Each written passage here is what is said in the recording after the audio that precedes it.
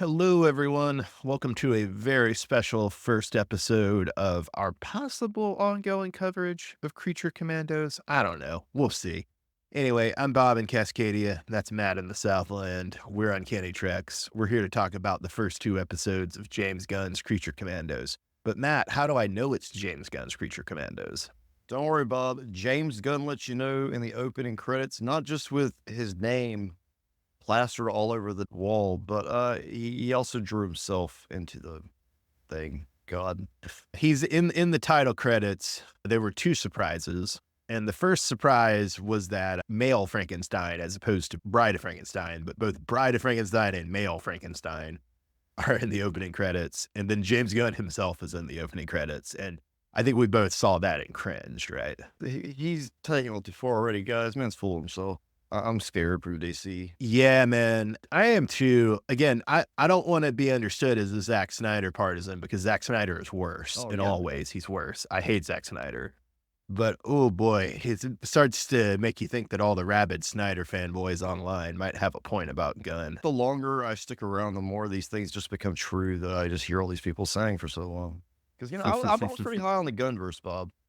But then I see this and I'm like, just more of the same shit that you were doing with Suicide Squad, Peacemaker. It's fun for a little while. I don't need it all the time, though.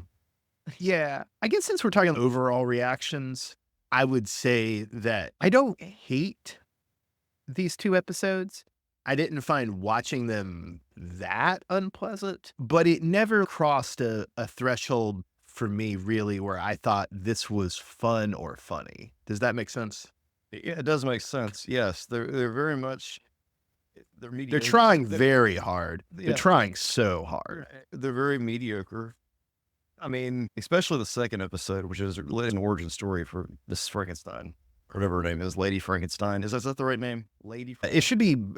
Well, it's weird because it's Bride of Frankenstein. That's the name of the movie, and that's traditionally what you would call her. But it's a little weird that they're doing a very, very feminist version of the Bride, traditionally be called Frankenstein's creature, but that people who do that are annoying pedants. And obviously the creature is Victor's kid in a sense, right? So it makes sense that the creature would also be named Frankenstein. I mean, the original novel is an allegory about pregnancy, among many other things. And so male Frankenstein, or the person you normally call the creature, here he's just portrayed as this crazy Nazi incel stalker. It's very much a feminist version of Bride of Frankenstein, where she's being stalked and harassed, as we learn, you say, in that second episode, throughout history by Eric Frankenstein, as he's called here. But it's just weird that since it's such a feminist version, you think she would have a name besides Bride. This Lady Frankenstein fucks. Yeah, this Lady Frankenstein does fuck. Don't be under any illusions about that. This is adult animation, and it's I don't know, man. It's weird. My cup of tea maybe like 10 years ago. I might have thought this animation was actually interesting years ago. Now I'm just not going to need this. This is maybe more a limitation on me.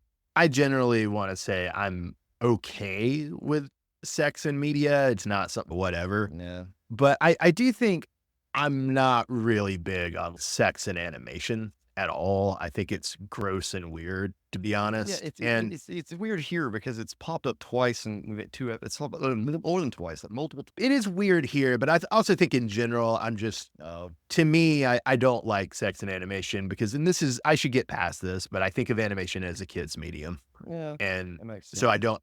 Yeah, so that seems weird to me. But then I also agree that even if I could get past my general hangups about animation as a medium, the sex in this is just a little too horny, a little too strange. Like both the bride being so horny, and then you have this princess character who's like probably in her 20s or 30s, but it's not super clear, and is going crazy for the old man flag. That's really strange and not nearly as funny as they think it is, right? Yeah. And he strangely kind of looks like James Gunn.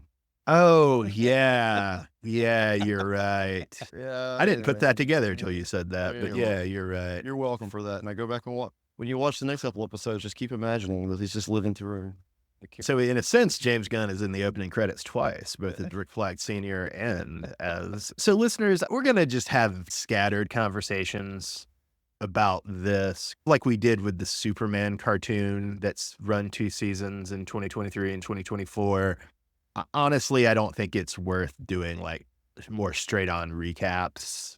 And obviously we're just going to talk spoilers for whatever's in these 2 episodes. And I think we plan to check in every episode or every 2 episodes on this show and just talk about what's going on. But I don't think we're going to do very structured, and we may miss some weeks. Does that sound good to you, Matt? All sounds good to me, Bob. And I plan on watching anything that drops from the Gunverse just because I'm fascinated by it, not because I think it's good. So just keep that in mind, Bob. So we will be covering everything, even if you don't watch it. Oh God, you're gonna have to talk. You're gonna talk to me about the Superman movie and the Supergirl movie and the Batman Brave and the Bold movie. I'm going to all these films, Bob. At some point, I will see them. And, we'll talk about it at that time. A few other things to touch on, Matt, that are implicit in things you've been saying. One, so we've got the introduce the mission episode, and then we've got the origin of Bride of Frankenstein episode, which I get that maybe the show is making a feminist point by having her name only be Bride, but it still just seems weird to do this very feministy story about her and then her name only be Bride. But I'm sure they'll reveal her name in episode 6 or whatever. But it'll be iconic, Bob. It'll be iconic. Until then, do you get the feeling like I do from the coming this season at the end of the first episode and from what the second episode was, that each episode is just going to be an origin story for a member of the team? I fear this is exactly what is going to happen, because every single one of those guys has to have some sort of crazy origin story to back up whatever the weird stuff got going on, especially Nazi robot guy. He's not self-explanatory. I need to know how he was built. You can't just take a guy named G.I. Robot who says he hates Nazis at face value. You have to delve deep into the psychology of this character who has almost no psychology, Matt. Exactly, Bob. I have to know, what is this robot's origin story? I'm being facetious, Bob. Yeah, of course. Of course. You can't tell. I'm hoping that we don't go this route, but he is. The minute the second episode stops, we're only going to focus on the Bride here. Oh, I see what we're doing. Next episode, we're going to focus on Aquawoman or whatever her, girl. Her Nina, the creaturess from the Black Lagoon. No, see, of all the characters in the story so far, Bob, she's the only one we get to see have sex. So. Oh, yeah, and which again, not looking forward to, but it's coming. It's coming. And Matt, to stress, by characters, you mean of the women. Although I guess Cersei, even by that standard, we have it. We're gonna do an origin story for Cersei, and we're gonna see Cersei have sex. Oh yes, with this. Okay. Orny James Gunn. Let's just get a tally going, Bob. This is simple. We'll do this. We'll do this for the listeners. We'll just tally how many times these things occur. Yeah.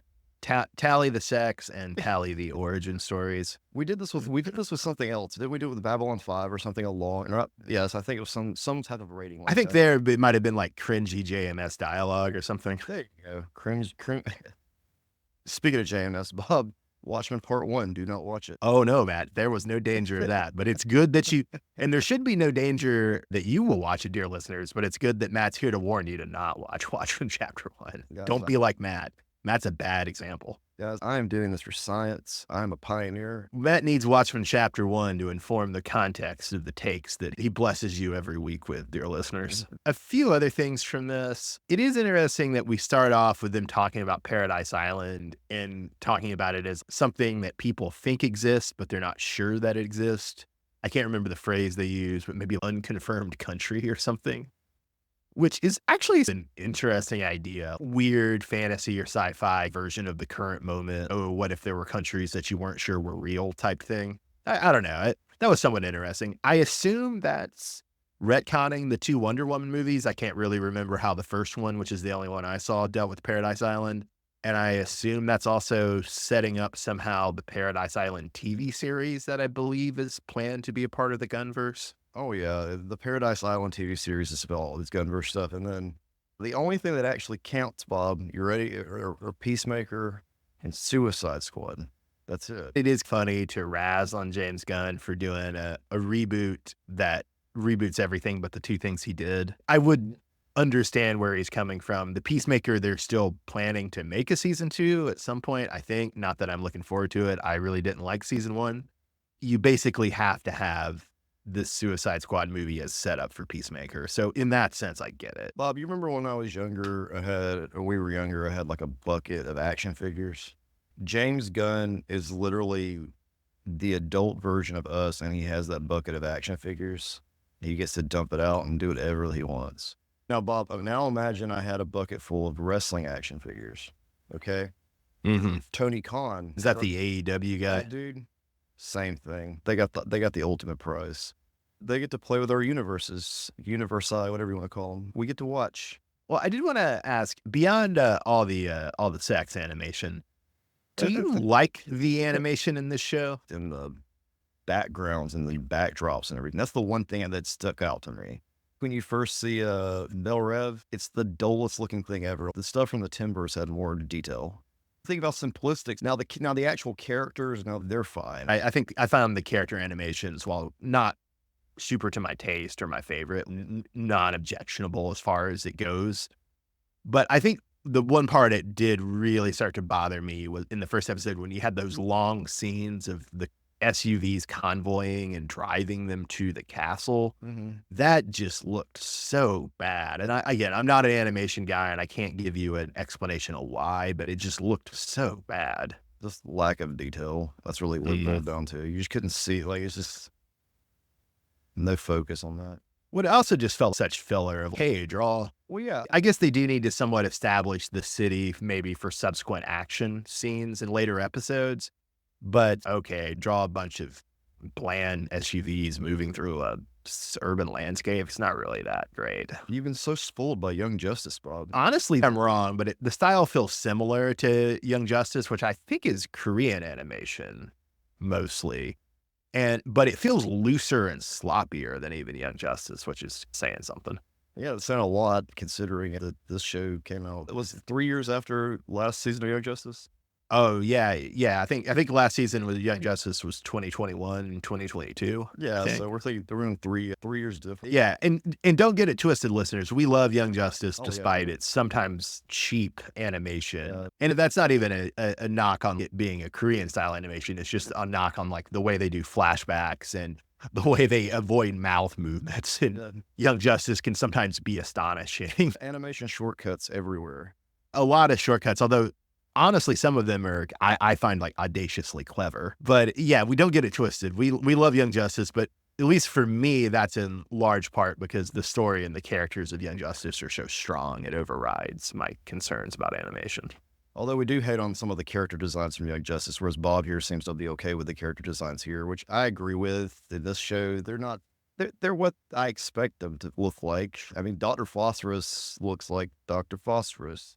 I would say on the whole, I think most of the character designs in Young Justice are pretty good, but there are several that are just catastrophically bad. Joker, Riddler, and Shade would be the three that come to mind. And Joker and Riddler especially look, as I think we call them, the Janko versions of those characters. It's terrible. I'm always glad we do also see some classic looks to people, because even with the Superman show we've been covering, some of those designs were, they shouldn't have gone in that direction. Those are lame. Oh yeah, I agree. I strongly dislike some of the villain designs in the Superman show.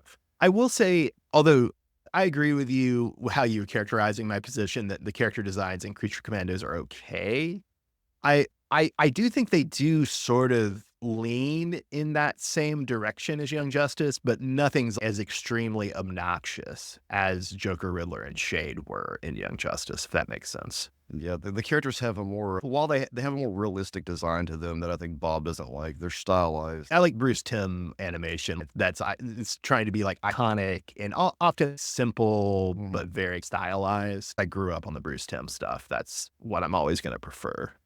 And again, none of this should be confused with, at least on my part, with like in-depth knowledge or appreciation, because I don't have it. Well, Bob, I will say this. James Gunn is doing this, I think, almost as like just kind of getting his feet wet, trying to figure out if this world he's putting together is actually going to work. You know what I'm saying? I think that's right. In a minute, I want to maybe come to a limitation or two of that. I did want to ask just a more pointed question. So, since you've correctly identified that Rick Flag Sr. is James Gunn, does Flag being a bit of the butt of the joke, I mean, not always, he is still the competent one on the incompetent team, but does him being like the butt of all the jokes, does it like work for you? Not really. He's like the daddy figure, but then he's also having sex with the princess at the same time. It doesn't fit right. It doesn't feel right. And he's Yeah, also trying to be a little bit Star-Lord. I knew going that's into true. this, and you called my out on this a long time ago too, of like, it's just going to be, DC Guardians of the Galaxy. If anything, it's just more Suicide Squad with lesser known Yeah. characters. Because really, Suicide Squad is that. It's meant to be lesser known characters because they're cannon fodder. I just want to emphasize or underline that point you made about it. It's almost like Rick Flag Sr.'s sitcom dad. That's exactly what they're going for. And yeah, it is, man, it is remarkable that the first Suicide Squad movie was sort of a failed movie. I think it did okay commercially, but it was a bomb.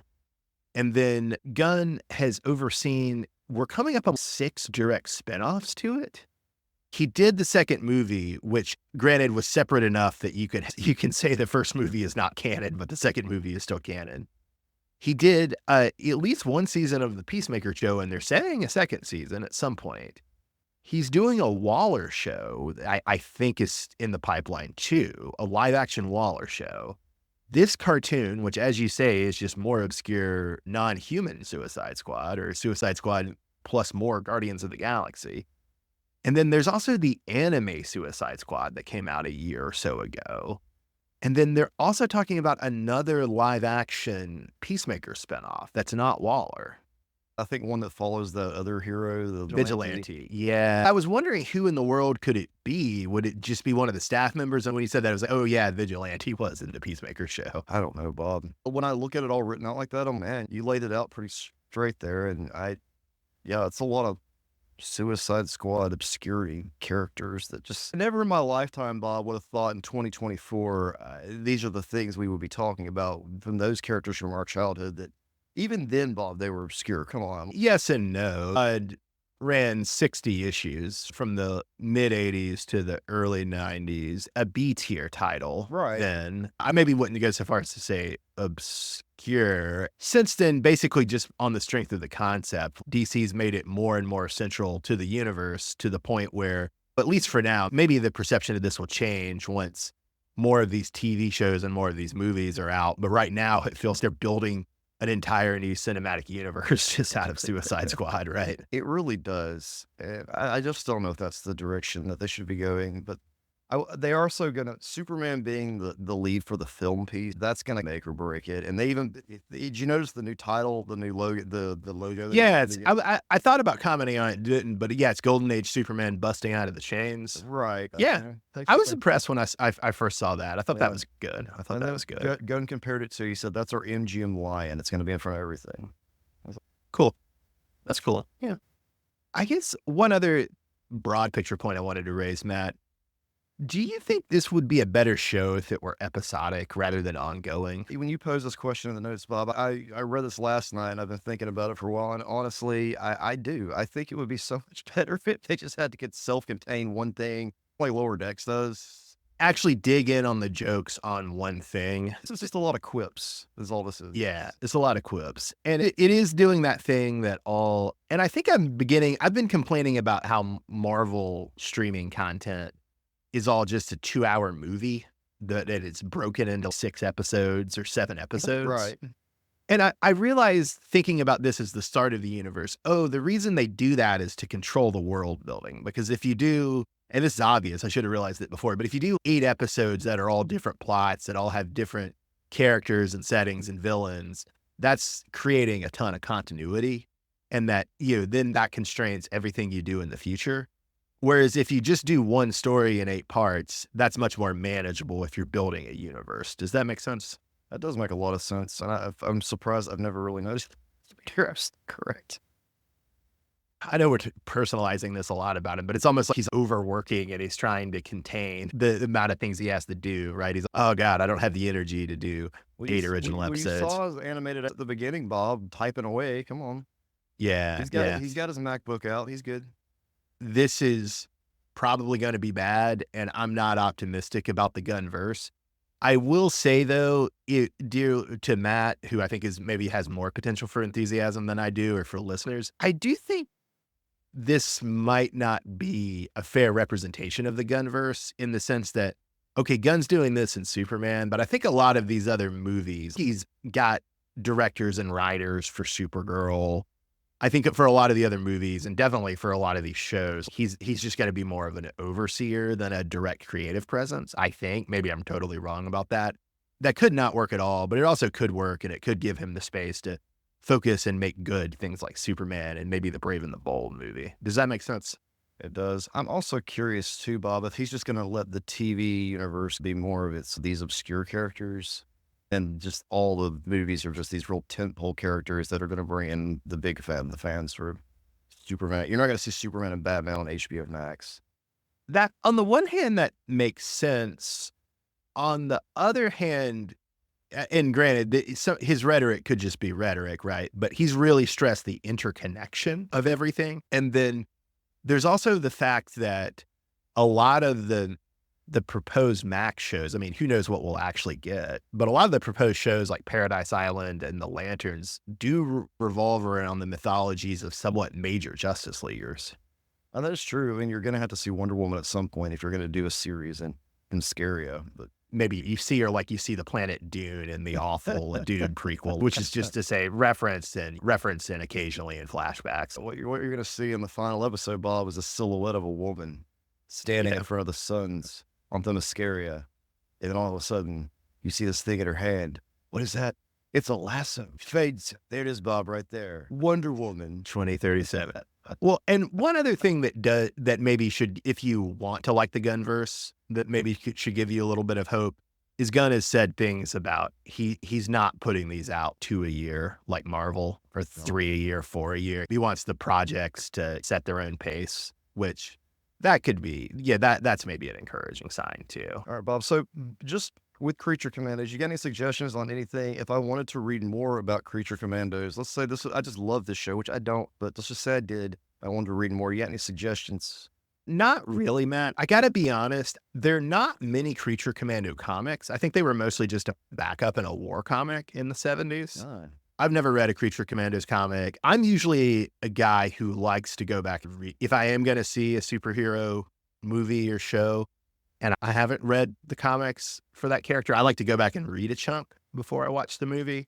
I did not care to do that with this. I was interested in seeing Gunn do this, but I did not care enough to research I think there's maybe a 300-page trade that has every Creature Commando story up to the present.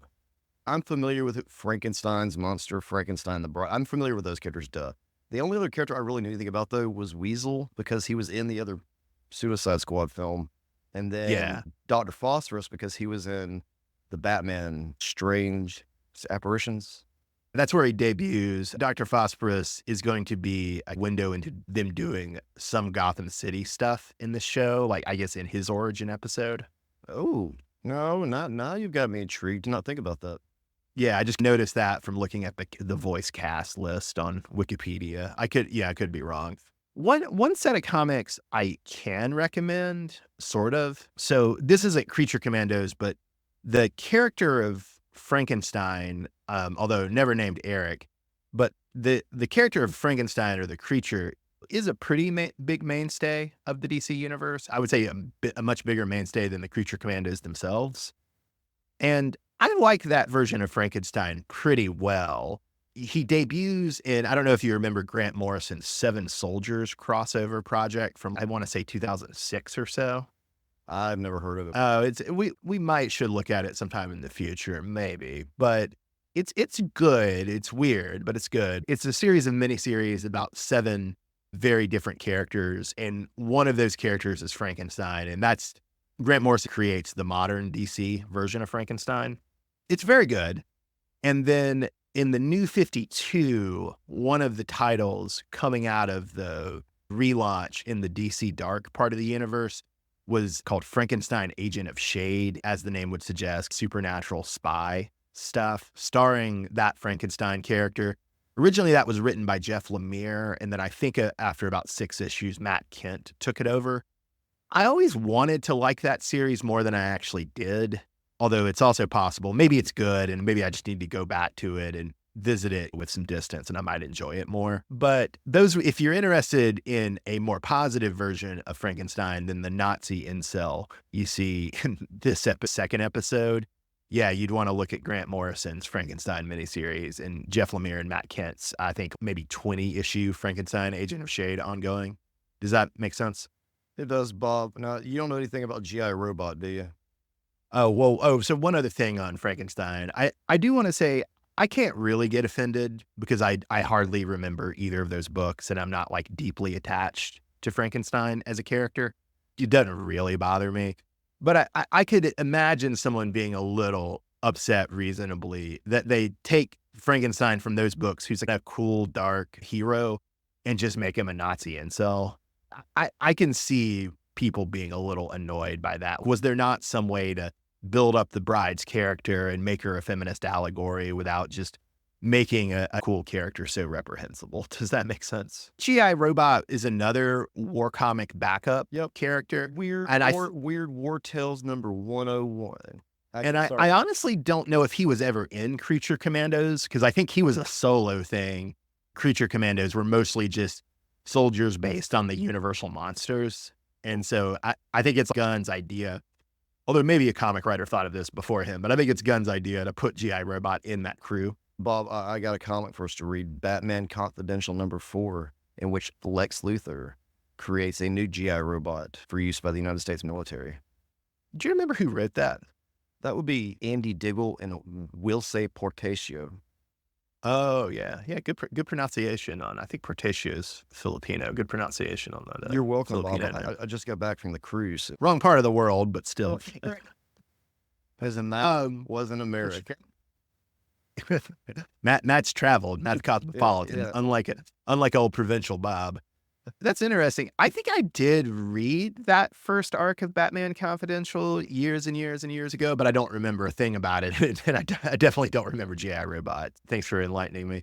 Matt, I did want to ask you, who was your character of the episode for the first episode, Collywobbies? I thought about this, Bob, and I don't really care for too many of them. I'll just give it to the G.I. Robot because I thought he was kind of funny from there. Okay. Yeah, G.I. Robot, I don't think any of the main cast work well, but G.I. Robot, I think, does come the close to working. I mean, who can't identify with a desire to exterminate Nazis? Good for G.I. Robot. I'll give it to Amanda Waller for correctly understanding how the U.S. empire works and explaining that to Rick Flag Sr. That was good. That was good. Matt, I've been pretty negative on these 2 episodes. I didn't like having an origin episode. But one thing I will say to defend that second episode, you got to give it to Gunn that in literally the second, or I guess maybe the third, depending on how you count it, installment of the universe already has more of a sense of history than the MCU does after 20 years. You get that montage of Frankenstein pursuing the bride in all these different places and periods throughout history. More historical literacy and more historical variation in that one montage than in the entire. And I actually do think that's interesting. It points to, unlike the MCU, which is just always moving forward, the DCU could kind of explore its past potentially. Yeah. Okay. So with the MCU, Bob, we go all the way back to Captain America, right? There's not much more before that. Eternals does some stuff throughout history, but they're never going back to the Eternals again, so that doesn't matter. Yeah. I'm sure there's some other stuff I'm not thinking of. Maybe the witch stuff in Agatha has some historical weight to it, but yeah, for the most part in the MCU, it's just there's the one flashback movie to World War II, and then everything else is the nebulous present. That's because he was the first Avenger. He was the first Avenger, Matt. Did you have a character of the episode for the episode 2, which I guess is Tourmaline Necklace? It's the bride. I mean, that's pretty much what the episode focuses on. I didn't think anybody else was too outstanding here. Actually, some of the characters I just found annoying. Rick Flag's sex parade in the bathroom was just stupid. I'm going to give it to Cersei, but only because she stops the sex flashback between Victor Frankenstein and the bride, which also has crazy and uncomfortable incest overtones to it. Oh God, I wish they hadn't done that. But Cersei is in no sense a character in these. I don't know if she will be a character before this series is over or not. Although I assume we will get a Cersei flashback episode in which we will see Cersei have sex. Not looking forward to that. But at least she stopped the Victor Bride monster incest sex. So God bless her for that. We do appreciate that. Thank you for stopping that. All right. Any other thoughts on Creature Commandos, Matt? I've seen the Bride Frankenstein's nipples. I think I'm good. Yeah. Thank you, James Gunn. Thank you. Listeners, we'll probably cover more. We'll probably will not cover it this long. I think there were some conceptual issues we had to work out. Basically, listeners, you're a therapist, and Matt and I had to come to you for couples counseling for our decision to watch this show. So thank you for that uncompensated therapeutic labor. We appreciate you, listeners. We're wrapping up our coverage of Star Trek Lower Decks. Please check that out. We're going to restart our coverage on Young Justice probably as soon as Creature Commandos is over. That's over on Patreon. We're going to wrap up Young Justice. Please join us for that. And thanks for listening to Uncanny Treks, listeners. Thanks for listening, guys.